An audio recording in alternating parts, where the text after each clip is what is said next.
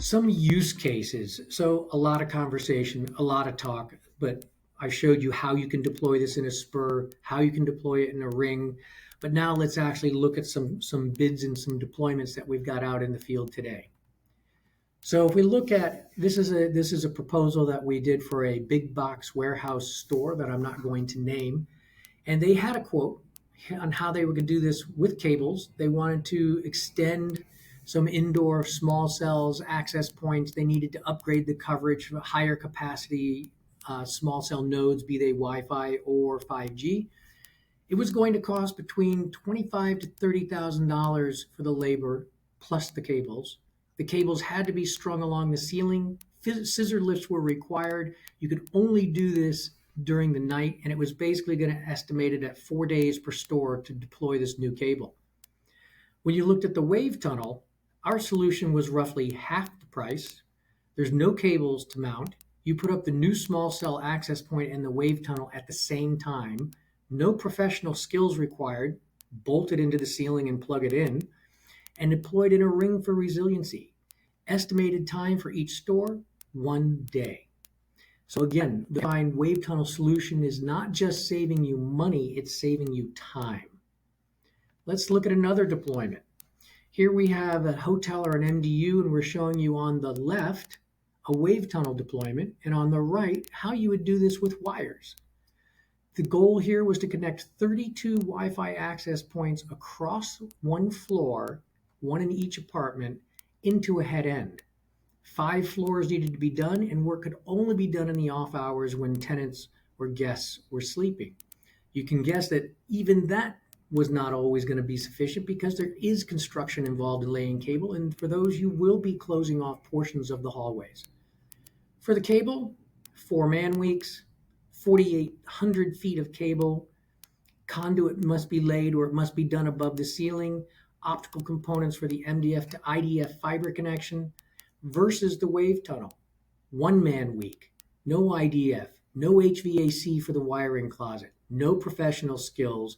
You're saving over 128 man hours of labor, and again, you're installing the access points in the WaveTunnel at the same time. Let's continue. This is a deployment that we did as a demonstration with a manufacturer based in Texas called All Quality and Services, AQS. AQS is a contract manufacturer with sites in Texas, California, and China. AQS expands and assigns manufacturing space as they have new customers. And what we did with AQS was we had them install a demo WaveTunnel network in an open portion of the floor just to show that no special skills were required. The AQS team installed 4 WaveTunnels in a ring under the supervision of Airvine, since they had not even had training. And they used simple molly bolts to bolt it to the ceiling near power sources, and within 5 hours, that ring network was installed and operational. You can see some of the 4K video here that they were using to feed it. There are also Wi-Fi access points on this network. And we encourage you, if you find yourself in Texas and would like to see this demo network, contact us and we'd be happy to take you for a tour. Are there other guys out there doing this too? One of the things that makes Airvine unique, and we do have patents on our technology, nobody else is doing this. Nobody else is doing this because they have not figured out how to overcome those 2 significant obstacles that I mentioned about the antenna, the ability to be non-line of sight and the ability to steer 90 degrees around corners. No other solution, nobody's even trying this. The closest that you can get to a WaveTunnel solution is a Wi-Fi mesh deployment. And as I mentioned in chapter 1, Wi-Fi mesh has a well-known list of deficiencies. Question that came to my mind is, we all know what a big box warehouse is and looks like. Without naming names and with just rough numbers, how many units does it take to cover one of those? Order of magnitude, how many units would it take to cover something like that? Well, we can go 100 meters between nodes, and actually we could go further, but we restrict it to 100 meters because we want to make sure we have gigabit plus connectivity all the way throughout the network. In this particular warehouse, it was 4 nodes that were required. If you look at the diagram that I was showing, each node is kind of in the middle of a section. So the warehouse itself is roughly 200 to 300 meters long. We have where we run into challenges with the ranges is in the warehouses and the factories.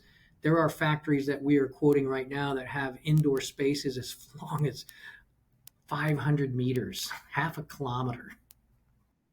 It's really going to be dependent upon the devices that they want to plug into the unit. So we're not really going to be, it's not so much the physical layout and the space that you're trying to cover. That's a piece of it. But it's where do you want your access points? Where do you want your cameras? Where is your equipment that needs connectivity, that needs that Ethernet backbone? So you're really going to be placing the WaveTunnel nodes based on the application and the uses and the devices you're connecting more than just the space itself.